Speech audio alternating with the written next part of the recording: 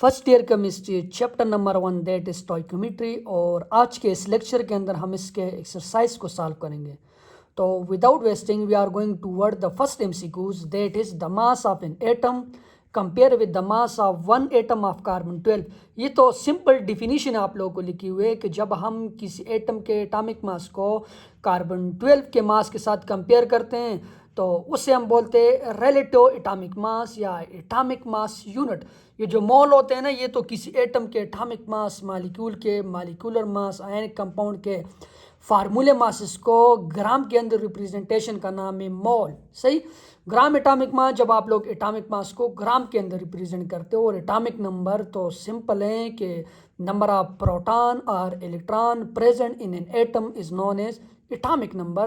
तो इसका जो करेक्ट ऑप्शन होगा ना, वो क्या होगा, रिलेटिव एटॉमिक मास। वो रिलेटिव एटॉमिक, जब आप लोग एक साइड पर कार्बन 12 लेते हो, कार्बन 12 का मतलब ये होता है कार्बन के 3 आइसोटोप्स है, कार्बन 12, 13, 14। कार्बन 12 इसलिए लेते हैं कि इसके बहुत सारे रीज़न है कि ये मोस्ट अबंडेंट है, मैजिक नंबर है।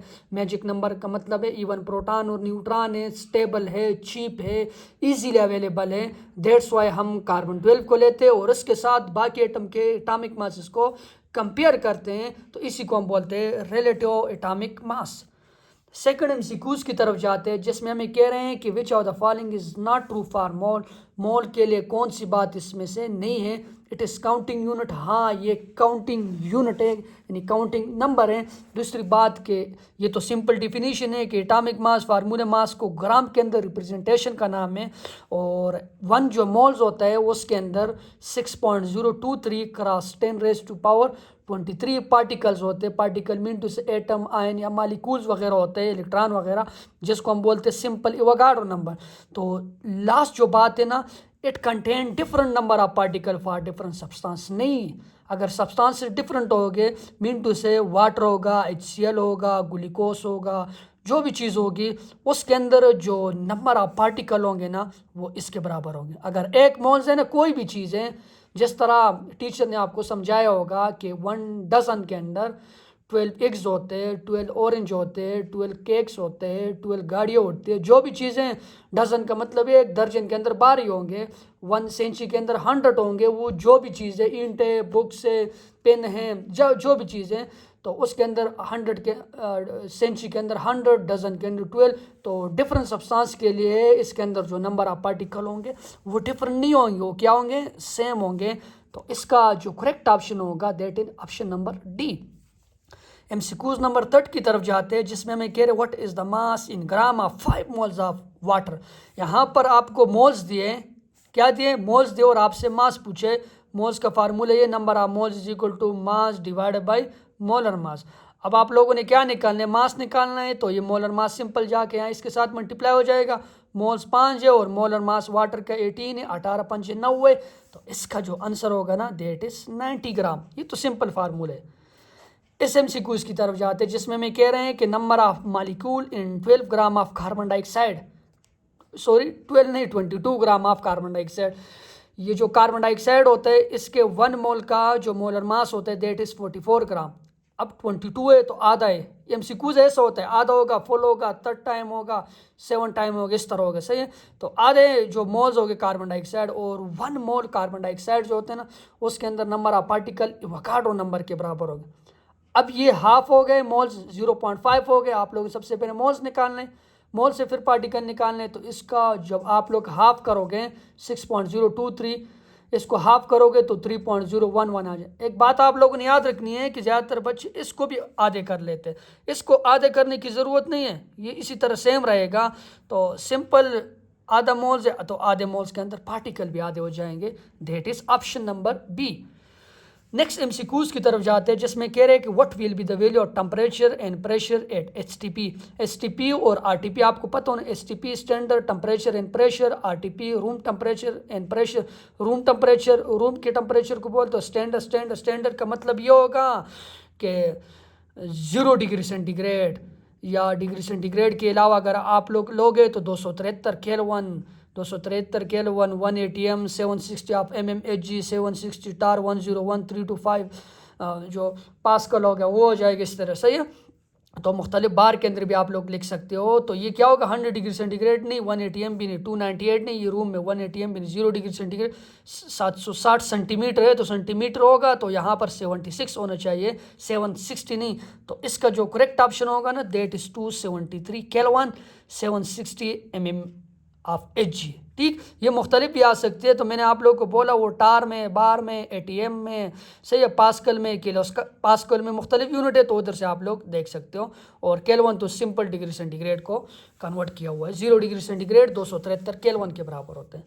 The molar volume of SO2 gas at STP, तो STP पर जो मोलर वॉल्यूम होते हैं वो 22.4 डेसीमीटर क्यूब होते हैं और RTP के ऊपर 24 डेसीमीटर क्यूब होते हैं। ये भी आप लोगों ने याद रखना है। STP के ऊपर प्रेशर कितना होता है, वॉल्यूम कितना होता है, टेम्परेचर कितना होता है, तो प्रेशर इतना होता है 22.4 डेसीमीटर क्यूब।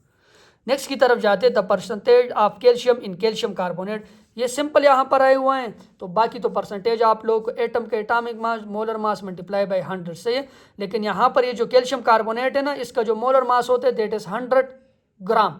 तो 100 ग्राम होगा, उसमें कैल्शियम का जितने एटॉमिक मास होगा उतने इसका परसेंटेज होगा, जितना कार्बन को होगा उतने इसको होगा, जितना ऑक्सीजन उतने इसको होगा। क्योंकि 100 में आप लोगों ने निकालने ना, तो कैल्शियम का जो एटॉमिक मास है वो 40 है, या मोलर मास जो है ना वो 40 ग्राम है, तो इसका परसेंटेज भी 40 आ जाएगा। कार्बन का पूछे तो 12 आ जाएगा, ऑक्सीजन 3 है तो 48 आ जाएगा। तो कैल्शियम का पूछे तो कैल्शियम का कितना हो जाएगा 40%। नेक्स्ट MCQs की तरफ जाते हैं, जिसमें मैं कह रहे हैं कि गिवन द इक्वेशन दिए है, और ये इक्वेशन आपको क्या कहते हैं, मैं यहाँ से आप लोग को कहता हूँ 1 मोल के साथ मिलते तो 2 मोल बनते हैं। अगर ग्राम में लोगे तो 44 ग्राम 12 ग्राम के साथ मिलते हैं, और यहाँ पर कार्बन मोनोऑक्साइड 58 ग्राम बन जाते। ठीक, सिमिलरली मोल में पूछे, मोल 1 मोल 2 मोल देते हैं, ये इतना देते हैं। तो यहाँ से हम देखते हैं ना कौन सा गलत है। 1 mole carbon dioxide 2 mole carbon monoxide सही है। 1 mole carbon 56 gram carbon monoxide देता है, हाँ सही है। एक नहीं है 2 मोल है, तो 2 मोल का मास 56 हो जाता है। 44 gram carbon dioxide 28 gram carbon monoxide देते हैं।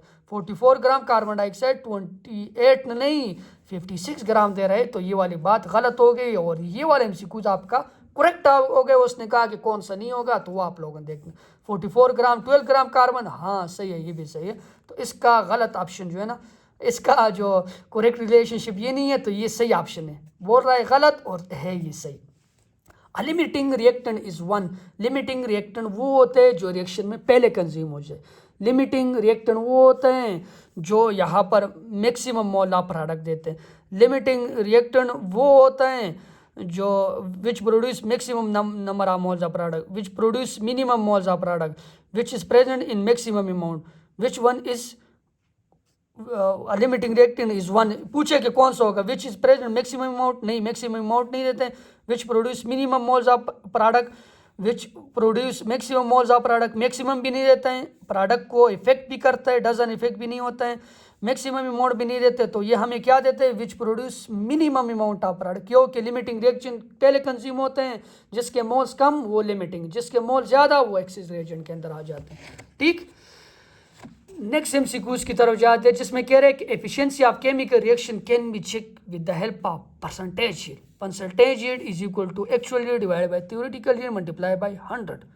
ठीक, तो यहाँ से आप लोग के पास परसेंटेज यील्ड आ जाते हैं, और वो किसी भी रिएक्शन की एफिशिएंसी बताते हैं कि आप लोग के रिएक्शन कितने एफिशिएंट थे। जितना परसेंटेज यील्ड की वैल्यू ज़्यादा आएगी उतने रिएक्शन की एफिशिएंसी भी ज़्यादा आएगी। Actual yield will reach to ideal theoretical yield. Actual yield theoretical yield के कब बराबर होगा, जब रिएक्शन आप लोग का क्या होगा 100% हो जाएगा। ठीक, परसेंटेज यील्ड की वैल्यू क्या होगी 100%, क्योंकि actual yield divided bye theory multiply by 100 दोनों एक दूसरे के बराबर होंगे, तो आंसर विल भी 100। ठीक, ये आप लोगों ने सोचना है। एक्चुअल यील्ड वो होते हैं जो एक्चुअली बनते हैं, थ्योरेटिकल यील्ड वो होते हैं जो आप लोग बेनेस केमिकल इक्वेशन से फाइंड करते हैं। Actual yield is always greater than theoretical yield. यहाँ पर आप लोग का क्वेश्चन में actual yield is always less than theoretical yield, क्योंकि साइड प्रोडक्ट बनता है। आप लोग जो अमाउंट प्रोडक्ट बने हैं उसको आप लोग रिकवर नहीं कर सकते, स्टोइकोमेट्रिक एरर आ सकते हैं, बहुत सारे एरर वगैरह आ सकते हैं। तो इसलिए ये जो एक्चुअल यील्ड हमेशा के थ्योरेटिकल यील्ड से कम होते हैं। कब बराबर होंगे, जब आप लोग का परसेंटेज यील्ड दोनों बराबर हो जाएंगे 100%, तो वहाँ इसका करेक्ट ऑप्शन हो जाएगा। The maximum number of moles are present 11.2। ये STP सारे STP के ऊपर दिए। तो नंबर ऑफ मोल्स के लिए वॉल्यूम का फार्मूला ये है कि volume divided by molar volume STP के ऊपर 22.4 होता है। अब ऊपर जो वैल्यू ज़्यादा होगी उसके मोल ज़्यादा आ जाएंगे। 11.2 को इसके ऊपर डिवाइड करो, आंसर आप लोग का पॉइंट में आएगा। इसको डिवाइड करो तो आप लोग का आंसर 2 आ जाएगा। इसको डिवाइड करो तो आंसर 1 आ जाएगा। इसको डिवाइड करो तो आंसर 3 आ जाएगा। इससे आधा, इससे 2, इससे 1, इससे 3, तो किसके मोल ज़्यादा आ गए? जिसका वॉल्यूम ज़्यादा हो गया, एसटीपी है। तो ये वाला ये जो है ना, ये कार्बन डाइऑक्साइड, हाइड्रोजन, नाइट्रोजन, इस चीज़ों को आप लोगों ने नहीं देखने, आप लोगों ने जिस फार्मूले को देखना है। तो इसका जो करेक्ट ऑप्शन होगा ना, दैट इज 67.2। मैं बाकी क्वेश्चन जो चीज़ें भी रहेगी उसको आप लोगों को इसी तरह समझाऊंगा। Thank you for watching my videos.